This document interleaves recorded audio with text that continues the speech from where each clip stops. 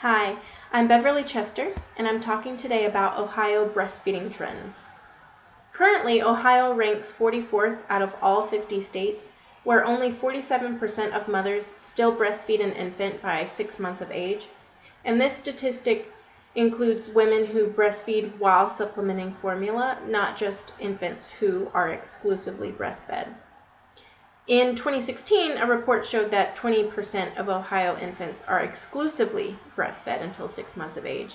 And these statistics are important because the World Health Organization recommends that infants are exclusively breastfed until 6 months of age. Determinants of deciding whether to breastfeed or not include the mother's race, age, education level, employment status, stress level, nutrition, exercise, and her access to health care. External of the mother, her employer, the infant's father, and the delivering hospital also play important roles in breastfeeding. This survey data from the National Immunization Survey shows the direct relationship between the mother's education level and her decision to breastfeed exclusively until 6 months of age. As you can see, it's directly correlated to how much education the mother has, and the only group who currently reaches the World Health Organization's recommendation that 60% of infants are breastfed exclusively until 6 months of age is the college graduate cohort. Everyone else falls short. So we have some work to do in Ohio. This infographic serves to provide information on what the recommendations are, where Ohio currently sits, and how we can spark some change. As I said before, the World Health Organization recommends exclusive breastfeeding for the first 6 months of life, and namely to provide the best nutrients for healthy brain development and immune system development, among many other things. The ultimate goal, is to have 60% of infants exclusively breastfed until 6 months of age, and that is denoted in the Healthy People 2020 goals. So by the year 2020, 60% of infants are hopefully going to be exclusively breastfed. As it stands right now in Ohio, only 22% of infants are exclusively breastfed. So how do we improve these rates? We need to provide better lactation education, especially for low-income mothers and for mothers of certain race and employment status. Then we need to provide more social and employer support. So certain support groups, maybe at the hospital or maybe through private organizations like La Leche League, need to be more in the forefront. And employers need to show their support both with physical areas to pump or breastfeed, and with emotional support to make it easier for mothers to pump or breastfeed. And then finally, paid maternity leave, because data shows that out of all of the industrialized nations, especially the wealthier superpowers, the United States is the only country that does not provide paid maternity leave. So some recommendations for hospitals. We need to remove infant formula from the standard postpartum gift basket. It's nice in theory, but it serves to undermine the role of breastfeeding and promote the normalcy of formula feeding. Survey data shows that many women believe formula feeding is the normal method of feeding, and we want to change that ideology. We need to remove formula advertisements from hospitals. Many of them are created by pharmaceutical companies like Merck, but we need to scale back that agenda. We need to promote breastfeeding with education, support groups, or hired professionals.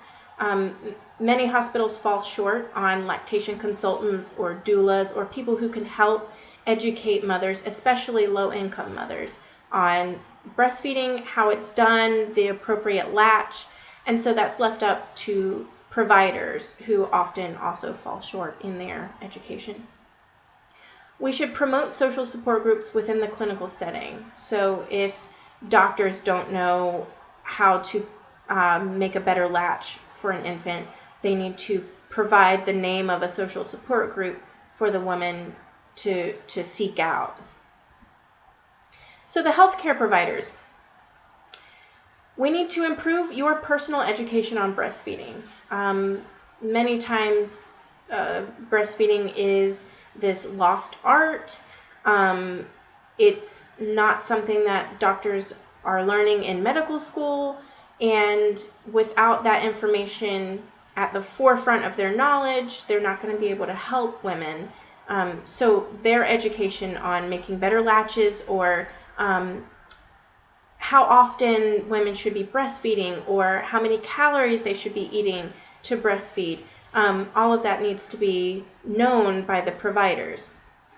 We should encourage and promote breastfeeding at each clinical consultation. So every time you see a woman coming in for OBGYN, or if she's known to be pregnant, for a wellness check, maybe even at hospital tours, we need to be promoting breastfeeding and providing information on social support groups.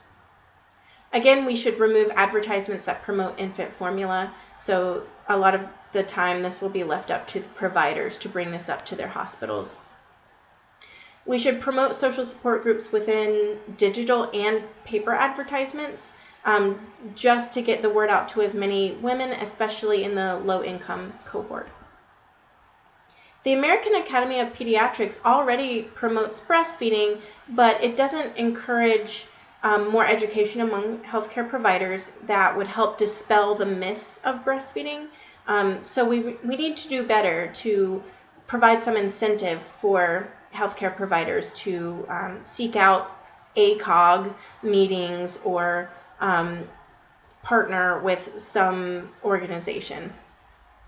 We need to educate healthcare providers on common issues that breastfeeding mothers may have, like clogged ducts, or maybe colicky infants. We should promote stronger collaboration with lactation consultant services, because if it's provided in a clinical setting, a lot of times health insurance will cover it, but if a woman has to seek it out as a private practice, health insurance may or may not cover it, and that leaves a large gap with our low-income families. Health insurance does mandate the cost of electric pumps and breast milk storage supplies under the Affordable Care Act, and unfortunately a lot of the provisions of the Affordable Care Act are being scaled back in our new presidential cabinet. So we need to strive to continue this pro-breastfeeding policy within health insurance. We need to continue covering the cost of private practice doula or lactation consultants. Some health insurance providers do cover the cost of privately sought out lactation consultants, and others don't. So we need to make sure that every health insurance company will cover this service, because it's critical to reaching our health goals. We should promote breastfeeding as the normal practice and promote breastfeeding to lower insurance costs, since the mother's health and the infant's health are both being bolstered by breastfeeding, especially prolonged breastfeeding. It will eventually, over the long run, lower insurance costs, as fewer people need to go see the doctor for common ailments in infancy, like ear infections, getting ear tubes, diarrhea, just a series of infectious diseases that are common among daycares and populated areas where children congregate. And then for women, it reduces the risk of uterine cancer, ovarian cancer, breast cancer. And so if we can promote breastfeeding and scale back on these preventable diseases, health insurance costs will lower in the long run. Private advocacy groups like La Leche League need to promote their groups and events within hospitals and clinics and partner, maybe even have support groups on site there. So when women have questions, doctors know the name of a person, the phone number of a person, or the room where the mother can seek out this information. We should improve awareness of the group among pregnant and breastfeeding mothers.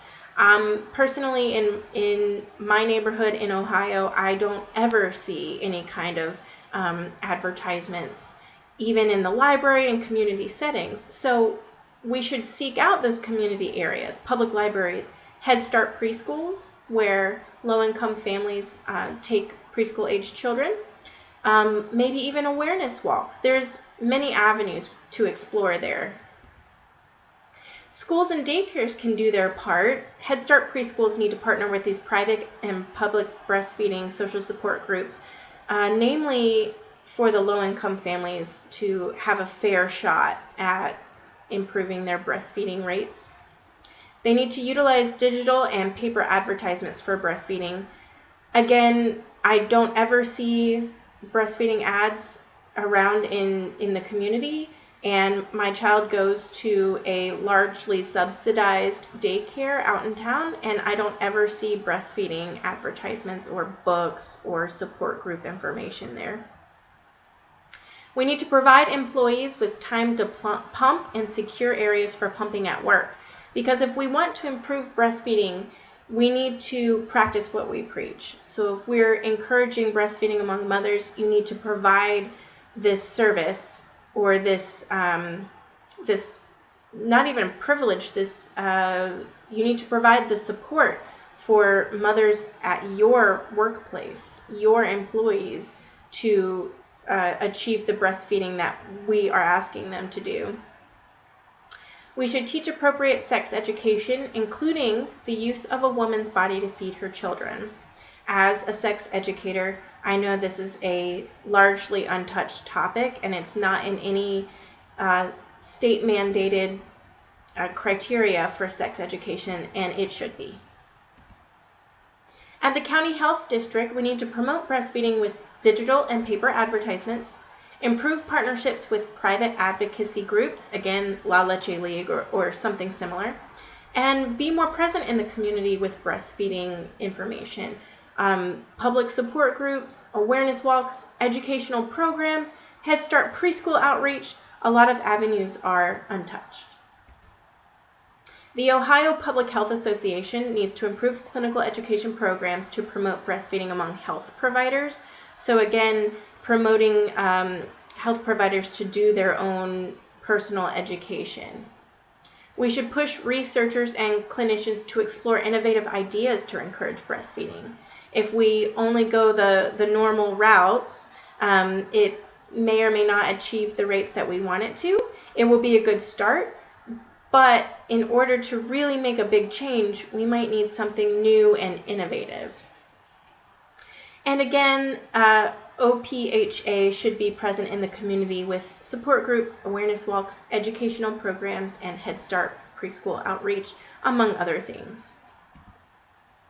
As employers, you should provide secure, clean areas for pumping, provide breaks when the breastfeeding mother needs to pump, offer social or emotional support for the breastfeeding mother, and importantly, provide paid maternity leave. So if we are asking our private small business employers to do these things, then we need to provide these services at the state and local level as well, just to start the initiative and make it a normal practice. Ohio Senate and Congress probably have the most political foothold in changing Ohio breastfeeding rates by promoting breastfeeding at the national level, discontinuing lobbying practices so that pharmaceutical companies don't have as much impact with advertising formulas and having a strong presence in hospitals. And then we need to promote sex education, which encompasses the use of a woman's body to feed her children. So if we're going to change the state criteria for teaching sex ed, then we need to start with Senate and Congress. And we should encourage policies which guarantee new mothers paid maternity leave. Thank you for your time. I hope it was informative.